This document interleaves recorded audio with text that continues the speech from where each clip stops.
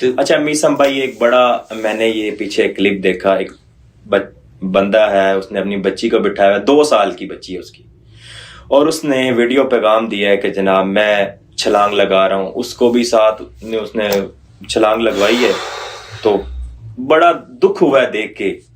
क्या वो देखें, गाड़ी में बंदा बैठा हुआ कह रहा है जी मैं परेशानियों से तंग आके तो जनाब मैं अपनी जिंदगी को खत्म करना और अपनी बेटी की जिंदगी भी, क्या उस 2 साल बच्ची का क्या कत्ल कसूर एक था? बंदा करेंदा, एक खुदकशी, एक उसनु खुदकशी वाला खुद नहीं कीती रहती जी ना खुदकशी। मसलन एक लफ्ज है हादसा, हादसे दी हकीकत नहीं है जी, हादसे दा मैं नहीं है कि जिस दी कोई वजह ही ना होवे ते चीज हो बने, कदी भी नहीं होता। हर चीज दी वजह है।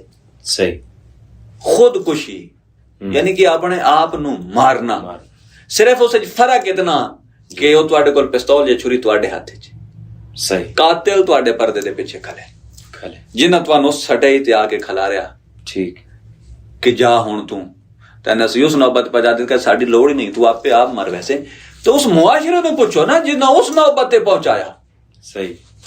ਤੁਸੀਂ ਆਂਦੇ ਹੋ ਕਿ ਇਹਦੇ ਵਿੱਚ ਮਾਸ਼ਰੇ ਦਾ ਲੋਕ ਤੇ ਉਹਨਾਂ ਦੇ ਉੱਤੇ ਕਹਿ ਰਹੇ ਨੇ ਕਿ ਜਨਾਬ ਬੜਾ ਗੰਦਾ। ਮੈਂ ਅਕਸਰ ਮੈਂ ਆਖਿਆ ਨਾ ਜਦੋਂ ਉਹ ਗੈਰਤ ਦੇ ਨਾਂ ਤੇ ਬੇਗੈਰਤ ਬਾਤ ਬਹਿਣਾ ਮਾਰ ਚੁਣੇ, ਜਦੋਂ ਤੁਹਾਨੂੰ ਮੁਹੱਬਤ ਹੋ ਵਜੇ ਮੁਹੱਬਤ ਹੈ, ਕਈ ਨੂੰ ਹੋ ਵਜੇ ਤਾਂ ਜੁਰਮ ਹੋ ਵੈਂਦਾ। ਕਿਉਂ? ਅਗਰ ਹੱਕ ਦੇਵਣਾ ਨਾ ਮੁਆਸ਼ਰੇ ਤੇ ਹਰ ਬੰਦੇ ਤੇ ਜਿਹੜਾ ਹੱਕ ਹੈ ਉਸ ਨੂੰ ਦਿਓ। ਸਹੀ। ਹੱਕਦਾਰ ਨੂੰ ਹੱਕ ਮਿਲਦਾ ਤਾਂ ਉਹ ਖੁਦਕਸ਼ੀ ਕਿਉਂ ਕਰੇਂਦਾ? ਜ਼ਿਆਦਤੀ ਹੋਈ ਹੈ ਨਾ ਕਿ ਉਹਨੂੰ ਹੱਕ ਨਹੀਂ ਮਿਲਿਆ ਕਿਸੇ ਦਾ, ਜ਼ਿਆਦਤੀ ਕੀਤੀ ਕਿਸੇ ਉਸ ਨੂੰ। ਠੀਕ। ਤੁਹਾਡੇ ਦੋਸਤ ਹਨ, ਉਹਨੂੰ ਤੁਹਾਡਾ ਟਾਈਮ ਚਾਹੀਦਾ, ਤੁਹਾਡਾ ਦਿਲਾਸਾ ਚਾਹੀਦਾ। ਦੋਸਤ ਹਰ ਬੰਦਾ ਥੋੜਾ ਹੀ ਹੁੰਦਾ ਨਹੀਂ। ਤੇ ਜਿਹੜੇ ਉਹਦੇ ਕਰੀਬੀਆਂ ਨੂੰ ਨਾ ਤੂੰ ਪੁੱਛਣਾ ਚਾਹੀਦਾ ਵੀ ਜਦੋਂ ਬੰਦੇ ਦੀ ਤਬੀਅਤ ਹਾਲਤ ਚੇਂਜ ਹੋਈ ਹੈ, ਬੰਦੂ ਜਦੋਂ ਚੁੱਪ ਕਰ ਵਜੇ ਨਾ ਤੇ ਉਸਨੂੰ ਲਾਜ਼ਮੀ ਬੁਲਾਇਓ ਕਿ ਚੁੱਪ ਕਿਉਂ ਪਿਆ ਕਰੇ ਨਾ ਬੋਲ।